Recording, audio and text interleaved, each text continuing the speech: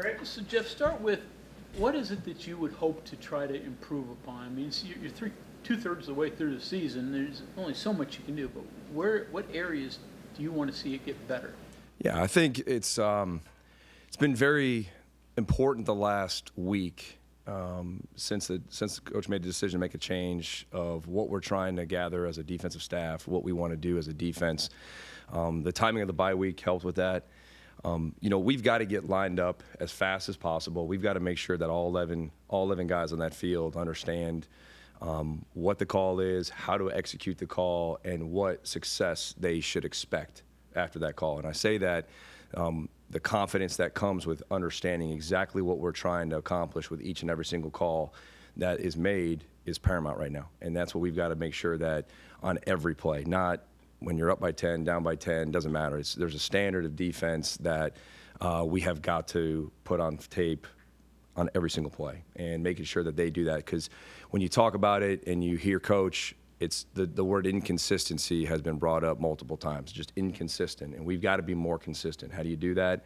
By practicing being consistent. And with this, there's as much of an organization part of this and a day-to-day and a game planning and a Monday, Tuesday, Wednesday to prepare for Saturday, not just, hey, who's calling the plays now? There's a way more that goes into it. And then what are you doing at practice and how can you simulate those things? With that consistency, now that's hopefully where you see the takeaways and getting the ball back, reducing the amount of possessions that we're going to play on every single game, and understanding that that's a huge part of it, And so those are two. Obviously, an increase in takeaways and a more consistent brand of football is what we're hunting for right now.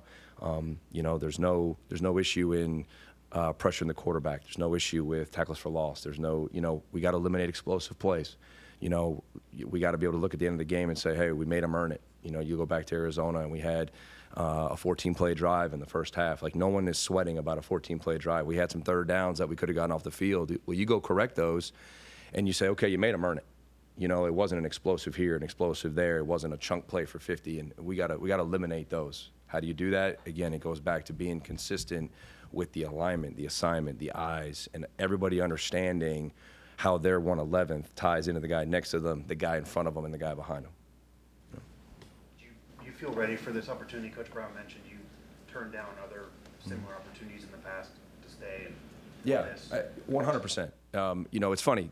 Over the last week, this is a part of college football. This is part of coaching in college football, and this is not something that's easy for anybody to go through.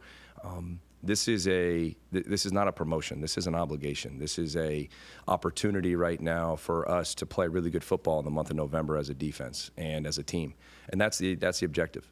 That's how I look at it, and I've been doing this now for over 20 plus years in college football. And I think the history, the different systems that I've been through, when you go back and you look through what I've had the opportunity to be a part of in the 4-3 defense when it was alive and rolling back in the early 2000s in the Tampa 2 and would derive from what Monty Kiffin was doing in the NFL to the 3-4 defense that Coach Saban, who just retired, was running, and Coach Smart and all those guys are running right now, into the 4-2-5 defense, which I was a part of for 7 years at 2 different schools, into the 3-3 stack defense, which was derived from what Rocky Long was doing at New Mexico and San Diego State back in the day. You look at all of these things, and now we're in this 3-4 structure that I'm now in year 6 as a part of it, and the beautiful thing of it is it's a part of all of it.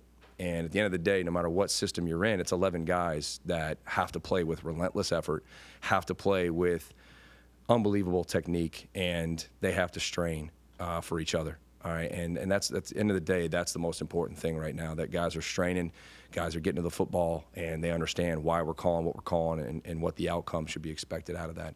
Some pre-snap things and some post-snap things in terms of being more consistent. Yes. One more of a problem area than the other, and how do you address each one of those, especially the pre-snap stuff? Yeah, well, I think pre-snap, obviously, the proof is in the film. I mean, you can show guys the film and say, hey, this was the look, this is what the offensive line saw, so this is how they ID'd it, this was the look, this is what the quarterback saw, this is why he went here with the read, and you're continuing to educate. And whether it's a freshman, whether it's a senior, it doesn't matter. They're all still learning because they're going to see plays on that Saturday that they weren't prepared for. In this conference, at this level of football, they're all going to play based off of their instincts and based off of what the base fundamental teachings are. It's not going to be cookie cutter. It's not going to look exactly the way it looked in practice. As much as we're going to try as coaches to make it like that, that's not going to happen. So educating them and letting them learn from their experiences so that now we can put them in a position to understand that and hopefully be 2 steps ahead the next time it happens. So pre-snap, there's a lot of education going based off of the film and what we've done. This bye week was no different than the first bye week. We did a ton of self-scout. We did a ton of self-evaluation, a ton of self-analysis, and then used certain things in the practice days that we did have last week and into yesterday. So that's a huge part of it. Post-snap, it's about execution. And the best part of execution is making sure that 11 guys have the correct alignment, they have their eyes in the right place, they've made any necessary communication pre-snap, and all parts are in sync. And that's something that we've talked about the last week is all parts are in sync. Whether it's the front, the linebackers, the DBs, whatever that is, everybody's in sync and everybody knows what the expected outcome of the play is going to be in our favor, and have a confidence with that. So there's a lot that goes into a pre-snap. Post-snap, it all starts with getting our cleats in the ground and being ready to play when the ball is snapped, What is the difference between coaching one segment of a defense and all of a sudden having the whole thing to worry about, including concepts and everything else? Yeah, I think going back to what we talked about a minute ago, everybody says, okay, there's a new play caller. Yeah, that's very true.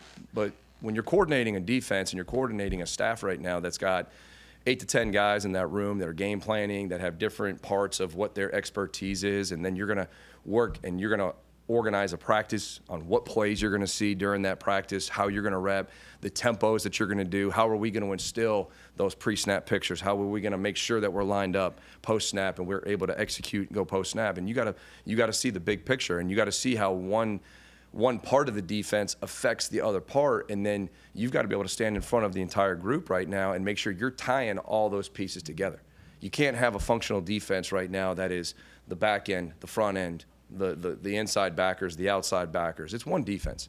There's 11 guys that are wearing that WVU logo, and they owe it to each other and to the people watching that game to make sure that they're all on the same page. And as in this role, that's the biggest difference, And you're always asked to be the head coach of your position group. Coach Brown says, "Hey, you're the head coach of the inside linebackers," or what I was doing with the special teams coordinator role over the last 4 years. At the end of the day, now, you're the head coach of the defense, and you got to make sure that everybody understands how important their role is, and they have the confidence to do their job. And that's coaches, that's players, and here's the deal. And the reason why this is an unbelievable opportunity, because there's several men in that room right now, in that defensive staff room, coaches, full-time analysts, GAs, that are very, very smart, that are very, very sharp, that have unbelievable work ethic, and that's not going to change. And the character of the guys in that room right now and the intelligence of the guys in that room is not going to change. And we're going to put our best foot forward, and it's just going to be my job to make sure that all the pieces understand how they affect each other. This type of change isn't easy for anybody, especially at the point when it happens, especially for young guys. How have the players, how have the young guys handled it? I think, going back to last week, I think there was some surprise. I think there was some, I guess surprise is the main word, caught off guard with some of the things. They're young guys. They're loyal. They've been around this staff the way it was and how it's been. And Coach was very involved in their recruitment and in all of those things. And it's difficult. The thing that I commend them on is how they also have come to the realization of, we play a game next Saturday, and we're going to Nippert Stadium. We're going to play Cincinnati in a huge Big 12 battle. And we owe it to the state of West Virginia and to this university to make sure that we have a defense that is going to play extremely hard and extremely fast and go give us a chance to win the game. And that doesn't stop for anybody. And that's any coach, that's assistant coach, coordinator, head coach, it doesn't matter. Just like if we have a player that's injured, the next guy has got to be able to step up and go do their job. And that's what we all signed up for. And I think it showed a lot of maturity from some of those young guys who, and some of our old guys that have been here the longest and have been part of this system and the dynamic of this staff the longest. It's just as hard for some of those guys. But at the end of the day, we play a game here in 6 days, so we got to be ready for that.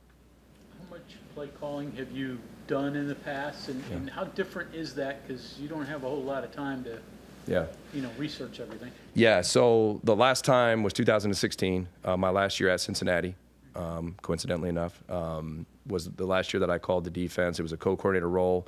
I was more the passing game coordinator, calling it in conjunction with the defensive line coach. That was a full season. That was not a battlefield promotion. That was an off season. That was truly a promotion where the coordinator left, got another opportunity, and I was promoted into that role. Since then, I've been a co-coordinator for 1 year at North Texas, and then been a position coach ever since, and obviously taken over the special teams coordinator role here the last, whatever that is, 4.5 years now, I guess, over 4.5 years. I think it's this. When you're going through, when you're in this role, and it's for any position coach in major college football right now, especially at the Power 4 level in this conference, at a school like West Virginia, you've got very competent people in the room to assist a coordinator. And you have a coordinator that is talking to you guys on Mondays, that's the face of the defense, that's the face of the offense, that's doing that. But you have multiple guys in that room right now that natural, you're going to go, yep, this is what I would call, this is what I would call, this is what I would call. You present those ideas to the defensive coordinator, and then at the end of the day, he's the one calling them. And so I think whether it's myself, whether it's Andrew, whether it's Vic, whether it's Shadon, any of the above, we've all been preparing for this our entire time, some longer than others. And now you're in this role. The only difference is now you're writing those down, and now you're hearing what other people think, and you're trying to formulate that game plan to the best of your ability, because now in that 40-second play clock, you're the one making the call and trying to give your guys the best opportunity. So I think it is different, it is new, but being prepared for all the situations in the game, being prepared for the field zones, being prepared for whatever, every game there's a new adventure. We laugh about it. There is no script. It's going to be different. Every game is its own animal. And being ready to go and be ready to make sure you have the right 11 guys in the right spots, and to say I'm not excited about it, yeah, I sure am. But there's a lot that goes into it, and there is, like I said, the obligation is to make sure that we're ready to go on Saturday. Whatever you can give on any conversations you've had with Coach Brown the last week or so since you got this promotion, just for the fact of the differences of when Coach Scott got promoted offensive coordinator. Neil's much more of an offensive guy through his career. Mm-hmm. So what were those conversations like? How much can you rely on him? I mean, he doesn't really call defensive plays. So how that's a little different dichotomy. Yeah, well, I think in this organization, in this program, on this staff, we all have the vision of Neil Brown, and that is in all three phases of football. And this is Neil Brown's team, all right? And whether it's Chad, whether it's myself now, whether it's any of our position coaches, we all understand the message and what the identity of this football team is going to be. And that hasn't changed. When I meet with Coach Brown now, as opposed to when I was a special teams coordinator, that hasn't changed. And the one thing that I think Coach does a phenomenal job of is that when we go into a game on Saturday, whether it's a noon kickoff or a 7:30 kickoff, everybody in this organization understands what our formula for success is that day. And it's different from week to week, depending on who we're playing.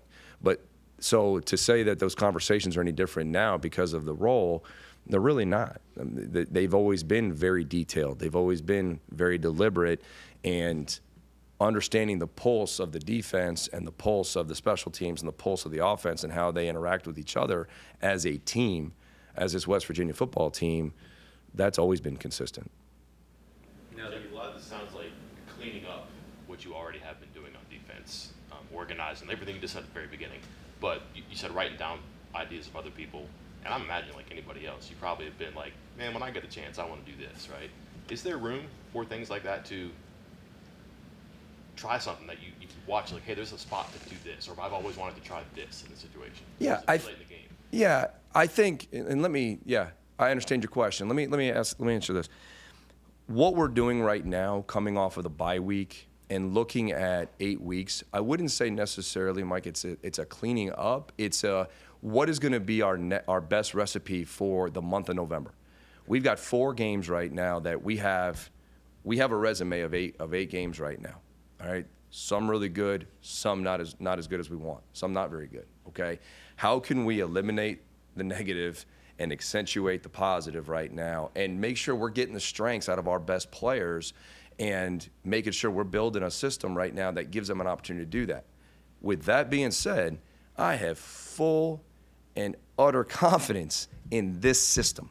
This system of defense, I would put against any out there. And because of the multiple ways that we can attack offenses, the multiple ways that we can show different pictures pre-snap, the multiple ways that we can attack different run schemes and take away different receiving threats and different route patterns, to say that, okay, without completely uncovering what we're doing to a quarterback, to a coordinator, with the coach to player, with the check with me systems and all those things. Also, against tempo offenses, I believe in this system to be able to get lined up quickly once we have a call to execute the defense, no matter what the tempo might be. So I think the biggest point in your question is do I believe in what we're doing and do I believe we have enough defense? 100%. I think it's about picking and choosing the right defense. We can't run this entire system in a game week. It's impossible. All right? So every week we're trying to pick the best things that we can do against that offense and be really, really good at them. Something that you touched on there that Neil also mentioned too was you couldn't give them the answers on the field, and that the looks had to be different. And it sounded like it was predictable, I think is the word you'd used too. Is that a habit defenses or even play callers can fall into when there are struggles and you kind of stick to what you know and maybe you kind of narrow rather than go too broad and risk something that's new or different? Well, I think it's more of this. You want to, and I've used this term a couple different times, you want to give your players the best chance for success and their comfort level and where they have banked repetitions, where they have, not just the game week, but now you go back to fall camp, you go back to spring football, you go back to the off season. These guys that have been here, in this system, there's actually a really big menu of what the guys truly know. So to answer your question, I don't think it's necessarily a play caller deal. I think it's more of, hey, let's give them a chance to, pin their ears back and play fast up front, to really be aggressive at the second level, and whether it's a blitz, whether it's a fit, whether it's a coverage, hey, on the back end, man, these guys understand this is what we're doing here, this is what we're doing. So I think within that, the challenge is now create pictures, create pre-snap looks that aren't going to confuse yourself, but they're going to confuse the opposition and the opponent and the coordinator and the quarterback. Yeah, you have to take kind of this broader kind of macro look at the entire defense. How is Luke Nardo going to be able to help you kind of in the position itself? Yeah, I mean, I can't emphasize how great Luke has been, a help with me now in his second year, learning the defense, learning the scheme, learning the position. He's been on the field with the linebackers. I've been in the box all season long. He's been the one showing the backers the iPads. He's been the one making the corrections. He's been the one going through series with those guys. That role's not going to change. He truly is the assistant linebackers coach, so his role is going to definitely elevate on a day-to-day basis. I'm going to hang on him, as I have been doing, especially when I got pulled off to do special teams things. So he's been huge, and that'll continue. Real quick here, what jumps out at you with the Bearcats? I mean, they run the ball really well. Yeah. They got a good passing attack. What do you see? Yeah, I see explosive plays all over the field. They have explosives in the pass game in certain weeks. They have explosives in the run game in certain weeks. Coach Satterfield has a system. He believes in that system. That system hasn't changed. He's got some dynamic players, some really good additions from when we played him last time, but he also has really good continuity up front with a bunch of seniors and upperclassmen that understand this system in year two. He's got a trigger man, the quarterback, who's playing at a really high level that can make all the throws required within this offense. The tight end, number 11, is elite. He's a really good pass catcher. He's a good blocker, and again, understands what they're asking him to do and how he fits within it. And they are explosive on the outside with their receiving core, and they have multiple guys that can take it the distance, and that's on tape. You can see that. So it's a great challenge. Kudos to them. What they've been able to do in year two of their system. Other than Coach Vic, you're probably the most demonstrative coach on the field. Does that have to change any being a coordinator, or do you have to be who you are to be the best version? I'm not going to change. Our players deserve the best piece of every coach on this staff every single day, and that's not going to change. And how I coach, how I teach, whether it's 9 linebackers in the inside linebacker room or it's 40 guys on a travel squad on defense or 35, whatever that is not going to change. And I would expect every single coach on our staff and on the defensive side of the ball to continue to do that. It's just a little bit different makeup now. It's a little bit different than it was, but who we are as a team, and I'll say this in finishing the answer to that, it's about our players playing, our defensive guys playing with that same kind of energy, that same kind of confidence right now, and attacking the football, whether it's in the run game or the pass game, and understanding right now that the expectation is that they go attack. And that's how we're going to practice, that's how we're going to play, and that's to say that's any different than it has been. I can't do that. It has been like that, but it's about doing it consistently, going back to where we started here about 15 minutes ago. Jack, thank you very much, Coach. Thank you.